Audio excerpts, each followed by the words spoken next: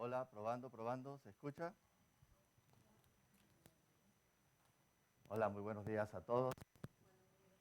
Hola, hola. Ahora sí. Está en verde. Hola, hola. ¿Qué tal? Muy buenos días a todos. Como veis, me he puesto yo con la temática de los niños de vaqueros de hoy eh, para solidarizarme con ellos. Pues, muy bien, hermanos. En esta mañana quiero recordar un poco de lo que hablamos la semana pasada. La semana pasada estuvimos reflexionando sobre la fe. ¿Os acordáis?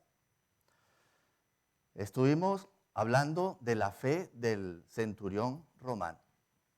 Como una persona que era de formación militar, que era ajeno a la nación de Israel, que era de un trasfondo no religioso, ¿verdad? Nos dio una tremenda lección de fe.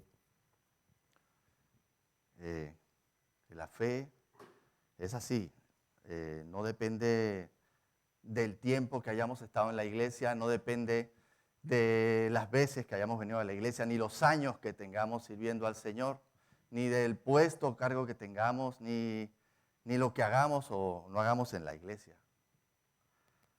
La fe es espontánea y tenemos que desarrollarla. Y se nos invitó a que reflexionáramos y analizáramos nuestra fe individual y también nuestra fe como comunidad. Estuvimos hablando también de la historia de la iglesia, que tiene 40 años, y cómo pues debemos también reflexionar en cómo hemos transmitido esa fe al barrio. Y bueno, no sé vosotros, en este autoexamen, no sé cómo salisteis vosotros, pero yo no salí, digamos, sobresaliente. Y creo que como comunidad tenemos todavía mucho trabajo. El barrio de Moratalaz, Dios también es Dios de este barrio de Moratalaz, como cantamos. Y el barrio de Moratalaz todavía tenemos trabajo para alcanzarlo. Y bueno, en la Biblia vemos muchas ocasiones en que los personajes bíblicos fueron probados en su fe, fueron probados en su compromiso. Y hoy vamos a estar hablando de una de ellas. Vamos a estar hablando sobre el capítulo 32 de Éxodo. El título se llama ¿Quién está de parte del Señor? Como sabéis, Dios escogió a una nación con un propósito, la formó, escogió a un hombre, a Abraham, y de él formó una nación para cumplir varios propósitos. El más importante, para traernos a nuestro Señor Jesucristo, ¿verdad? Para traernos su palabra, que también nos la trajo a través de la nación de Israel. Y para que la nación de Israel fuera testimonio de Dios al resto de las naciones. Y Dios, sabéis que el pueblo de Israel cayó en esclavitud y Dios envió a Moisés a sacar al pueblo de Israel de la esclavitud. Y Moisés, haciendo grandes proezas del Señor, sacó al pueblo de la esclavitud y lo llevó al monte Sinaí, donde hizo un pacto con el pueblo de Israel. Y estando allí reunidos al pie del monte Sinaí, Dios llamó a Moisés a que subiera al monte, a que se encontrara con él. Y os acordáis lo que pasó, ¿no? Es una historia que todos conocemos. Pues salirse Moisés, el pueblo se desenfrenó, se entregó a sus placeres, a la idolatría. Y quisiera que leyéramos en el capítulo 32, a partir del versículo 19, cuando Moisés viene bajando del monte de Sinaí y se encuentra esa escena. Lo voy a leer en la Nueva Traducción Viviente, que me parece que refleja mejor algunas cosas. Lo tenéis allí en pantalla, dice así. Cuando se acercaron al campamento, Moisés vio el becerro y las danzas y ardió de enojo. Entonces tiró las tablas de piedra al suelo, las tablas de la ley que le había dado el Señor.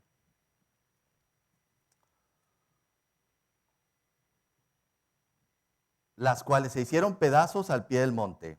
Tomó el becerro que habían hecho y lo quemó. Luego lo molió hasta hacerlo polvo y lo arrojó al agua y obligó a los israelitas a que la bebieran.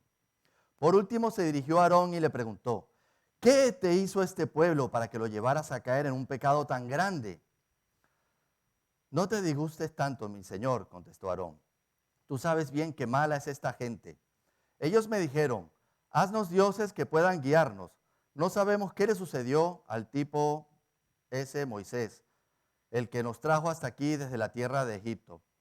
Así que yo les dije, los que tengan joyas de oro, que se las quiten. Cuando me las trajeron, no hice más que echarlas al fuego y salió el becerro. Moisés vio que Aarón había permitido que el pueblo se descontrolara por completo y fuera el hazmerreír de sus enemigos. Así que se paró a la entrada del campamento y gritó, todos los que estén de parte del Señor, vengan aquí y únanse a mí.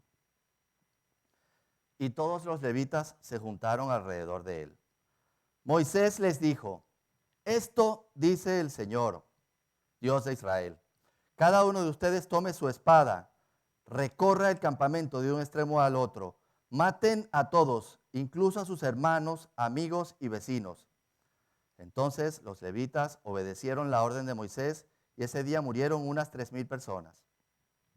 Entonces Moisés les dijo a los levitas, hoy se consagraron a sí mismos para el servicio del Señor, porque lo obedecieron aun cuando tuvieron que matar a sus propios hijos y hermanos.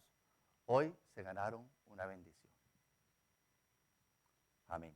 Está ahí el texto. Vamos a tocar 3 puntitos. El primero se llama Dios de amor y justicia. Y cuando leemos estas historias del Antiguo Testamento, no sé si os pasa a vosotros, pero a veces nos chocan, ¿verdad? Porque no nos imaginamos a un Dios dando la orden a los israelitas de que vayan y acaben con la vida de todos sus hermanos. No sé, nos suena demasiado fuerte, demasiado severo. No es propio de nuestra cultura actual, ¿verdad? Y a veces eso nos puede llevar a inclusive juzgar a Dios o juzgar su palabra. Decimos, no, que haber sido que lo... es la de Moisés que lo escribió. O esto no fue el que hizo la matanza. Pensemos cualquier cosa. Pensemos que así no es, que así no es la historia. La verdad es que después de eso, inclusive Dios hizo una plaga y hizo que la matara aún. Entonces, recordar que para el Señor la muerte terrenal es diferente que la de nosotros. La muerte, paso, lo importante para Él es la segunda muerte, es el juicio, cuando todos vayamos a comparecer delante de Él. ¿Y Dios es un Dios de amor? Sí, sí es un Dios de amor. ¿No se escucha?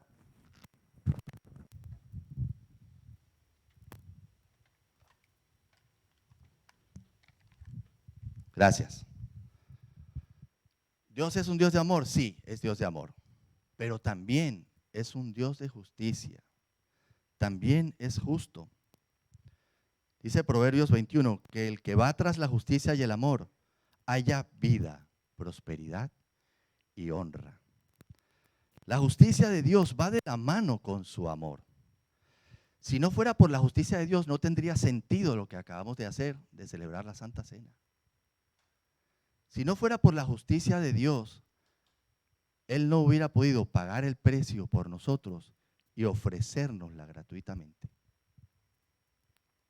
La justicia es amor porque busca proteger. Cuando se hace justicia con un asesino y lo ponen preso, se está evitando que haga más daño. Cuando se hace justicia con una persona, muchas veces lo que también busca es corregirla y ponerla en el camino correcto otra vez. Perseguir la justicia Es buscar el reino de Dios, nos dice la palabra. Nos dice la palabra, bienaventurados los que tienen sed de justicia. La justicia es justamente lo que define lo que está bien y lo que no está bien. Lo que es, define la ley moral del Señor, la ley moral de Dios. Y dice el Salmo 37, porque el Señor ama la justicia y no abandona a quienes le son fieles. La justicia es lo que nos acerca y nos separa de Dios. Por su justicia fuimos separados de Dios cuando Adán y Eva pecaron. Y es por su justicia que ahora nos acercamos también a Dios y podemos tener comunión con Él. Entonces, confiar en la justicia de Dios es confiar que nuestra propia salvación es genuina y verdadera. No podemos creer que Dios es justo para salvarnos, pero no es justo para hacer las otras cosas que hace. Dios es justo. Dios sabe lo que hace. No dudemos nunca de su palabra. La base de nuestra fe es el amor y la justicia del Señor. Seamos como, Pablo dijo en 2 Timoteo que la corona de justicia está reservada para aquellos que han peleado la buena batalla. Él dijo, he peleado la buena batalla y me espera la corona de justicia. Entonces, conocer el carácter de Dios y su justicia, su amor, es una meta que todos los creyentes tenemos que seguir. Tenemos que ir a la palabra y tenemos que aprender de Él, de su carácter. Dios juzgó a su pueblo, al pueblo de Israel, en ese momento. Estaba en el momento en que tenía que dar ejemplo, porque esto nos iba a servir a todas las generaciones futuras. Era un precedente. Y Dios es amoroso, nos perdona todos nuestros pecados. Pero hay un pecado que no nos perdona. No estoy hablando del pecado imperdonable.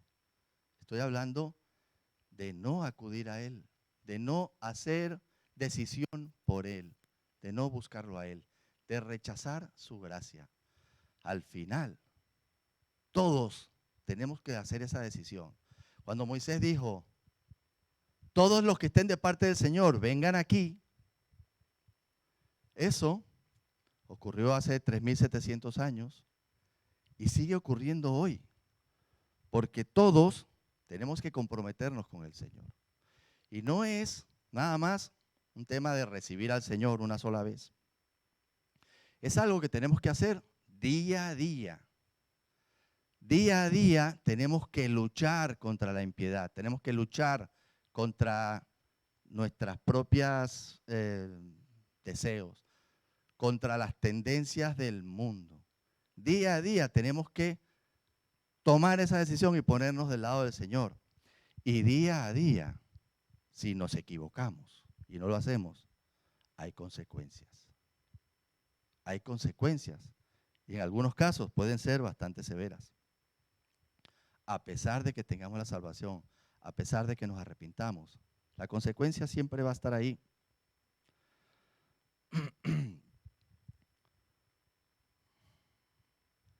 Y nos dice Isaías 55, eso creo que sí está ahí, ¿no? Buscad al Señor mientras se deje encontrar, llamadlo mientras esté cercano. Que abandone el malvado su camino y el perverso sus pensamientos, que se vuelva al Señor a nuestro Dios, que es generoso para perdonar, y de Él recibirá misericordia, porque mis pensamientos no son los vuestros, ni vuestros caminos son los míos, afirma el Señor. Entonces, no podemos entender por qué el Señor hace estas cosas. Ahí tienes la respuesta. Sus pensamientos no son los nuestros, son mucho más elevados. Pero ahí está nuestra fe. Tenemos que creer. ¿Creemos en el Señor?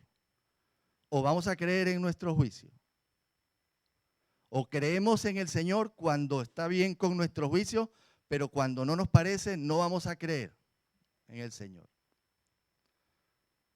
Excusas podemos encontrar, no, eso lo escribió un hombre o lo que sea, ¿no? Más bien tenemos que pensar, ¿qué me deja eso? ¿Qué puedo aprender yo de eso? ¿Qué me enseña eso? Y eso nos lleva al punto número 2. El punto número 2 es el título de la predicación. ¿Quién está de parte del Señor? ¿Qué debemos hacer los que estamos de parte del Señor? Moisés, luego de destruir el becerro y de reprender a su hermano Aarón, dijo, todos los que estén de parte del Señor, vengan a mí y únanse a mí. Es una decisión y un compromiso. Y eso es lo que Él busca de sus ministros, de sus seguidores. ¿Quiénes son los ministros del Señor? Emerson y Sara, los ancianos, todos somos ministros. Todos somos sacerdotes, dice la palabra. Todos hemos sido llamados para cumplir un propósito, al igual que el pueblo de Israel tenía el suyo. Nosotros tenemos el nuestro. Y al igual que al pueblo de Israel, al que se une a él, él le da recompensa. Y al que lo rechaza, pues tiene las consecuencias. Las bendiciones del Señor están ahí para todos, pero tenemos que nosotros comprometernos.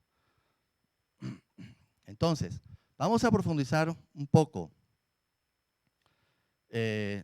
Nosotros cuando aceptamos al Señor, hacemos justamente eso, ¿verdad? Cuando lo aceptamos como Salvador, estamos tomando esa decisión de unirnos al Señor. Cuando nos bautizamos y nos unimos a la iglesia, estamos haciendo eso, estamos uniéndonos al Señor. Pero ahí no acaba la cosa. Lo que pasa es que muchas veces nos conformamos con eso. ¿Por qué? Porque somos egoístas, pensamos en nosotros. Ya soy salvo, ya tengo mi salvación, ya tomé decisión por el Señor. No, no es así. Después nos toca rechazar el pecado, no conformarnos al mundo. Y este es un proceso de transformación que hace el Señor en nosotros. Y lo único que necesitamos es a Él y a su Espíritu, pero nosotros tenemos que estar ahí al lado de Él. Nosotros tenemos que responder a su llamado. No podemos hacer lo que nosotros queramos y esperar que Él nos cambie solitos, ¿verdad? No te conviene esa persona, esa relación, porque no es creyente. Si el Señor no quiere que la tenga, me la quitará. No, no funciona así. La verdad no funciona así. Nosotros tenemos que estar ahí. Nosotros tenemos que tener compromiso. Nosotros tenemos que responder a su llamado. Entonces, esto no es algo de una vez, es algo de todos los días, como ya veníamos hablando.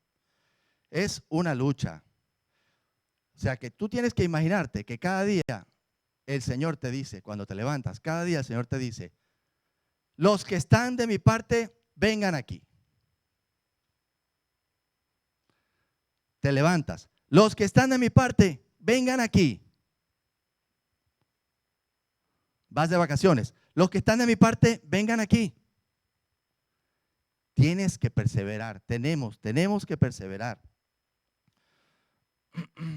Pero nosotros tenemos la tendencia a hacer lo que hicieron los israelitas. ¿Qué hicieron los israelitas? Pregunto, ¿cuál fue su pecado? Idolatría, ¿verdad? ¿Y qué significa eso? Mira, yo os voy a poner unos textos aquí para pensar aquí. No es un test, nadie va a salir con buena ni mala nota, ¿verdad? Voy a poner, allá hay varias cosas. Entonces, decirme cuál de todas esas os parece idolatría. La primera, adorar a otros dioses en vez de a Dios. ¿Parece idolatría? No necesariamente, o sea, aquí hay conchas de mango, ¿eh? centrar nuestra vida en otras cosas que no son Dios. ¿Eso es idolatría? ¿Sí? ¿No? Vivir de acuerdo a nuestros objetivos, deseos y pensamientos. ¿Eso es idolatría? ¿Quién lo piensa? Adorar figuras hechas por hombres. Hombre, eso es lo que hicieron los israelitas, ¿no? Esa está fácil, ¿verdad? Echar para adelante y pedir a Dios que nos proteja y nos provea. ¿Eso es idolatría? Adorar a Dios siempre que no contradiga tu forma de pensar. ¿Es idolatría? Vivir haciendo el bien y sin hacer daño a nadie, asistir a la iglesia los domingos. ¿Eso es idolatría? Todas las anteriores. ¿Quién vota todas las anteriores? Yo voto todas las anteriores. Todas son idolatría. Claro, me vais a decir, bueno, pero un momento, echar para adelante y pedir que Dios nos proteja no es idolatría. Si solo haces eso, sí. Si solo haces eso, si solo le pides a Dios que te proteja, tu Dios eres tú. Tú eres el que hay que proteger. Ojo. Vivir haciendo el bien y asistir a la iglesia, ya con eso lo tengo todo. ¿Cuál bien? ¿El bien tuyo o el bien de Dios? ¿Quién juzga lo que haces bien y lo que no haces bien? Idolatría, lo puse en la siguiente lámina, es cualquier cosa que desplace a Dios del primer lugar. Todo lo que no es vivir por Dios y para Dios. Si tú lo que haces lo estás haciendo por Dios y para Dios, no es idolatría. Pero si lo haces para ti, o lo haces para tu pareja, o lo haces para alguien más y no para Dios, no siguiendo, digamos, los preceptos y los estatutos de Dios, es idolatría. Pueden ser cosas buenas, pueden ser cosas buenas. Querer a tu pareja es algo malo, pero si tú quieres desenfrenadamente a tu pareja y desplazas a Dios, es idolatría.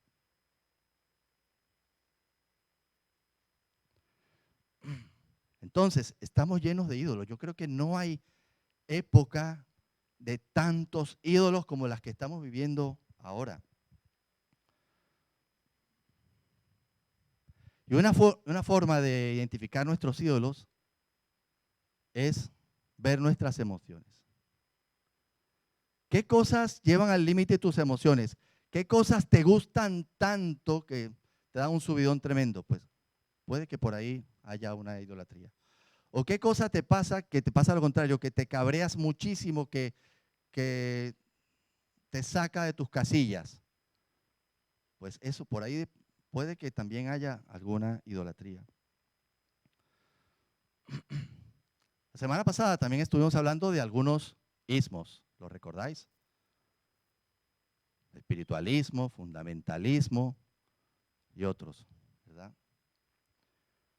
Yo particularmente, esto lo digo ahora, esto lo digo de una opinión personal. Yo creo que todos los ismos están mal, porque todos los ismos son una tendencia desmesurada hacia algo. Y uno de los retos que tiene la iglesia hoy es el sincretismo. ¿Sabéis lo que es el sincretismo? El sincretismo es amalgamar varias líneas de pensamiento en una sola. Es decir, estar de acuerdo con todo. Estar de acuerdo con todo. Yo creo en Dios, pero también creo en la reencarnación. Y también creo en la vida, o sea, que yo tengo que vivir para mí mis placeres y qué sé yo, ¿no? O sea, yo creo que de eso tenemos mucho hoy.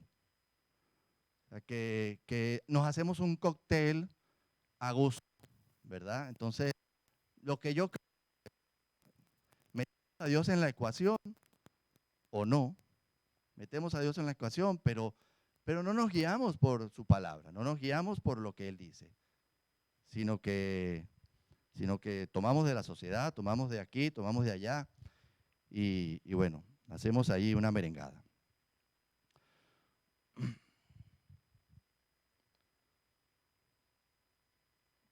Dios había formado al pueblo de Israel con un propósito. Y los israelitas habían logrado lo contrario. Habían convertido a Dios en el hazmerreír de sus enemigos. Lo dice la palabra ahí en el versículo 25. Todo lo contrario. Llamados a hacer testimonio y lo convertimos en el hazmerreír. ¿Alguna vez has convertido a Dios en el hazmerreír con lo que has hecho?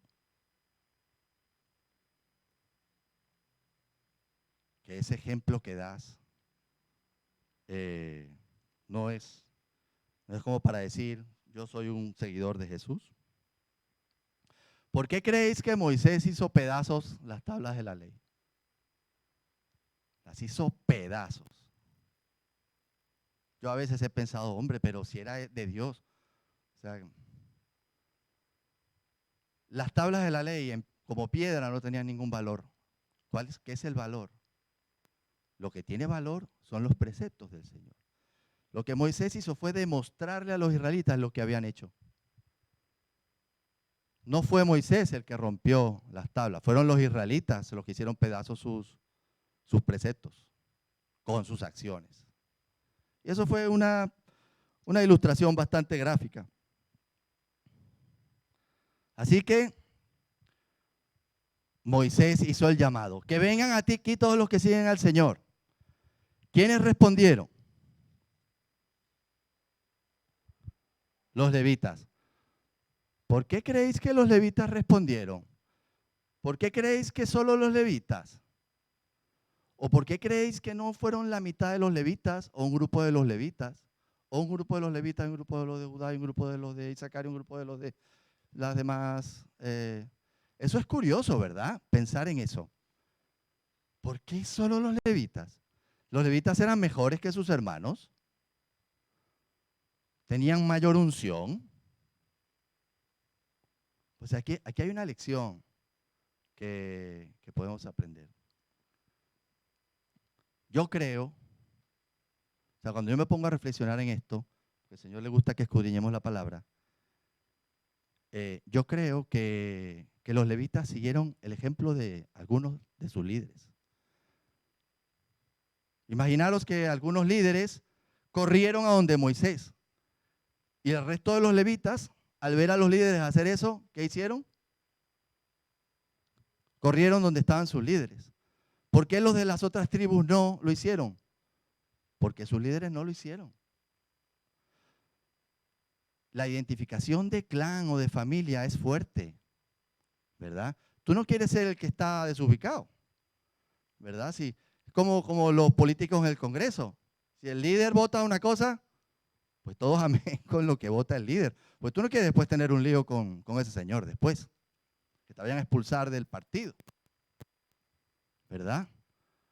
Pues yo me imagino que habrá unos cuantos levitas que habrán visto que los líderes después se fueron a otro grupo y dijeron, yo también voy para allá. Y se fueron para allá. Los otros no lo hicieron y probablemente pensaron, somos mayoría.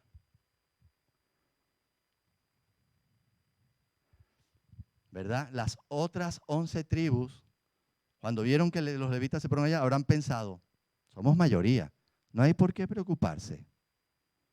¿Estaban equivocados? Sí, porque lo importante es de qué lado está quién. El Señor. Pequeño detalle. ¿De qué lado está el Señor? Entonces, hay una ilustración que os traje. Ponme la siguiente lámina.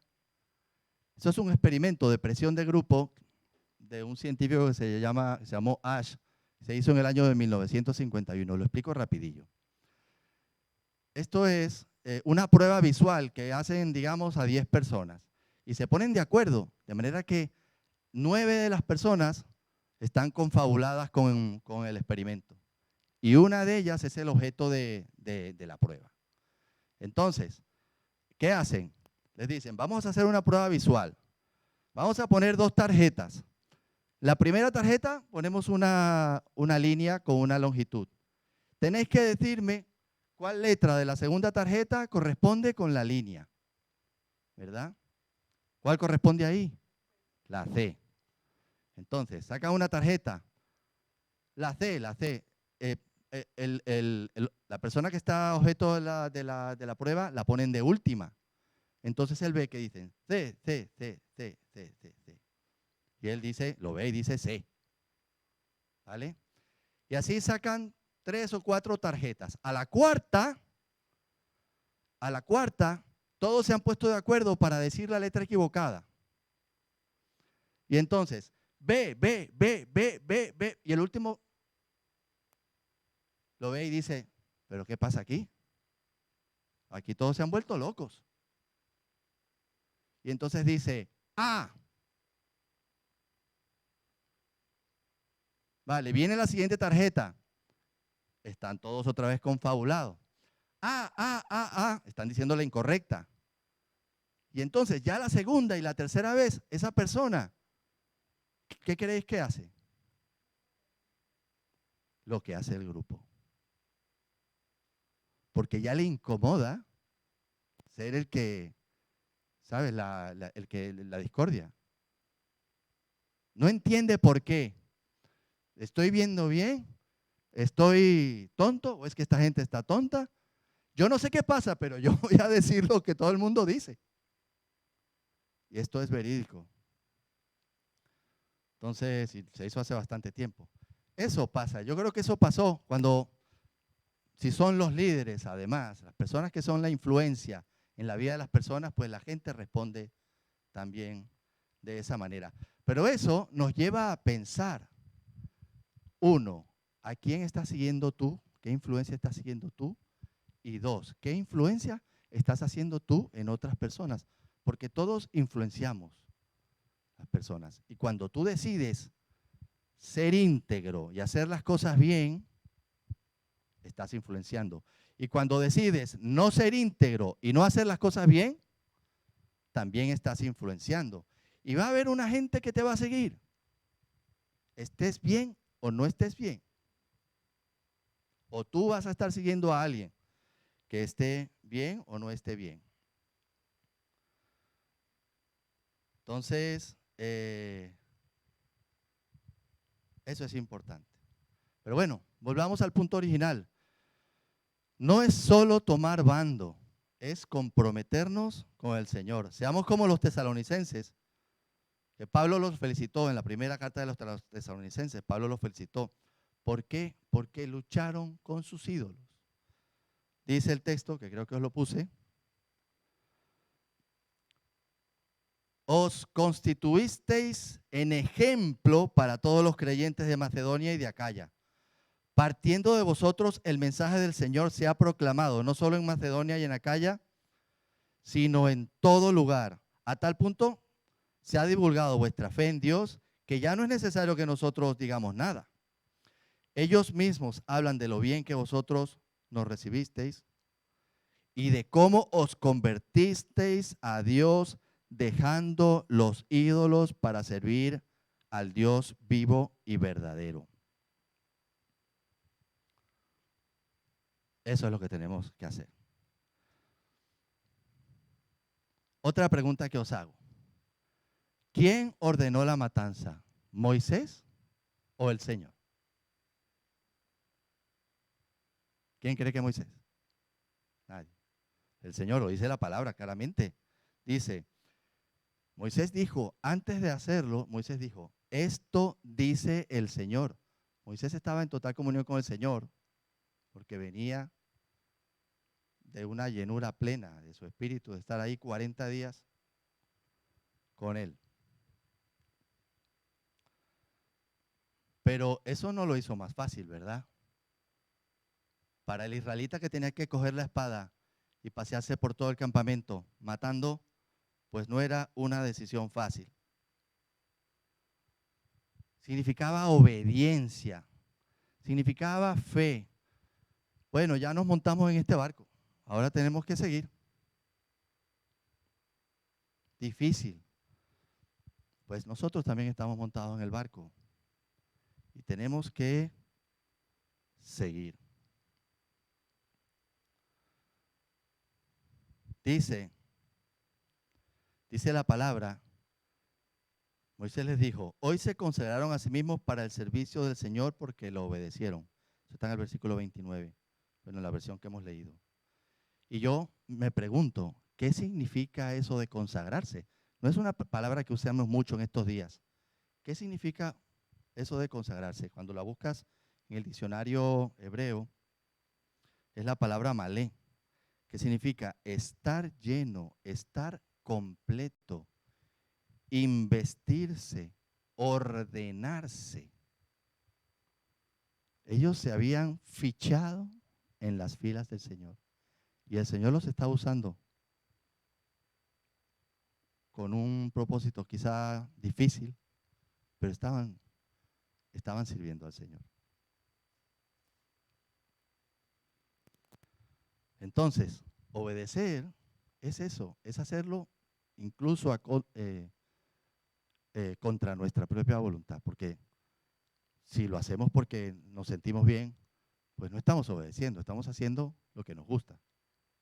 Lo difícil es hacerlo cuando el Señor lo dice y a nosotros no nos gusta. Entonces, para acabar, vamos al punto número 3. Unas sugerencias para aquellos que deciden atender al llamado del Señor, al llamado de Moisés. ¿Quién aquí atiende al llamado del Señor? ¿Quién aquí se junta con el Señor en su llamado? Pues vamos a decir algunas sugerencias que están en la palabra, no son sugerencias mías. Lo primero, ponte de parte del Señor, atiende al llamado. Sométete a su disciplina, haz un discipulado, estudia la palabra. Ponte el uniforme. ¿Sabéis cuál es el uniforme? La armadura de justicia. Efesios 6. El yelmo de la salvación. La espada del Espíritu. Etcétera, ¿no? Hay que ponernos el uniforme. Número 2. Entra primero en una guerra civil contigo. No se trata de ir señalando a los demás. Tienes que matar a los ídolos dentro de ti. Es una guerra civil contigo mismo, con tu propio pecado, con tus propios problemas. No hagas como Aarón, que da una excusa. Ah, no, ¿cuál fue la excusa de Aarón? Ah, no, es culpa del pueblo, no es culpa mía. Yo tiré el oro ahí y salió el becerro solito. Yo no hice nada. Yo no hice nada. Lamentablemente somos así. Somos así. Punto número 3. Hay que ser drástico. El Señor dice, si tu mano te hace pecar, ¿qué? Si tu ojo te es ocasión de pecar, es una hipérbole, es una exageración, pero lo que busca es eso, decir que tenemos que ser drásticos. Ahí tenemos el ejemplo de Moisés. Moisés lo hizo polvo. ¿Y después qué hizo? Lo echó al agua e hizo que se lo bebieran. ¿Por qué hizo eso? Para que no hubiera ninguna posibilidad de que nadie en el futuro se consiguiera ese becerro y lo adorara. Tú tienes que ser igual. ¿Cuál es tu problema? ¿Que ves cosas en el ordenador por pornografía? Pues rompe el ordenador. ¿Que te echas unas copas de más?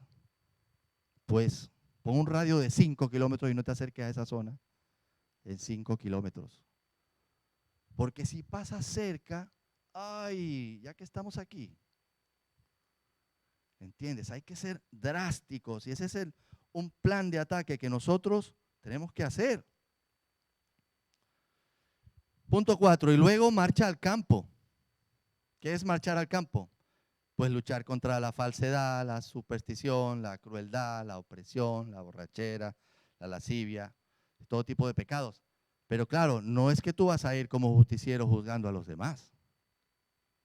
No, tienes que tener el discernimiento del Espíritu y tener amor y tener tacto, pero le haces un bien a un hermano si lo llevas a confrontar, que si sencillamente prefieres quedar guay con él.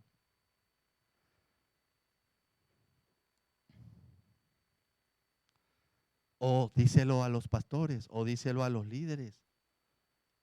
Ojo, repito, no debemos juzgar a los demás.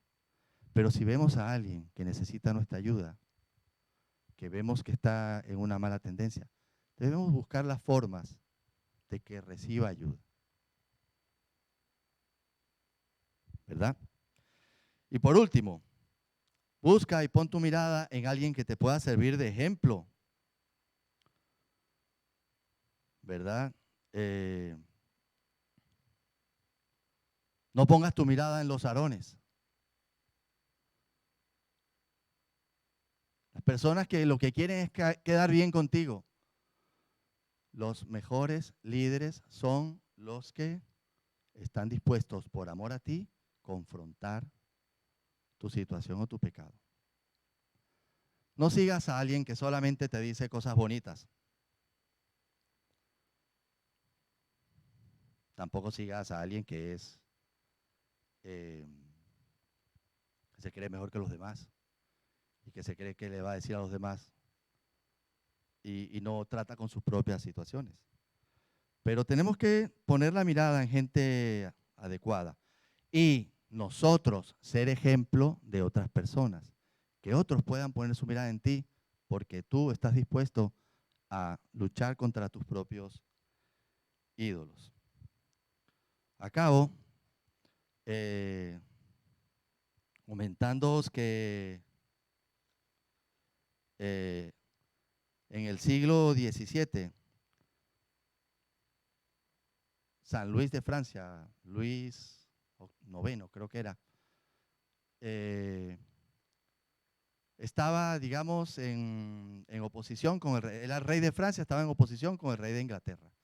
Y había vasallos que por intereses económicos tenían tierras en Francia y tenían tierras en Inglaterra. Y como tal, eran vasallos del rey de Francia y eran vasallos del rey de Inglaterra.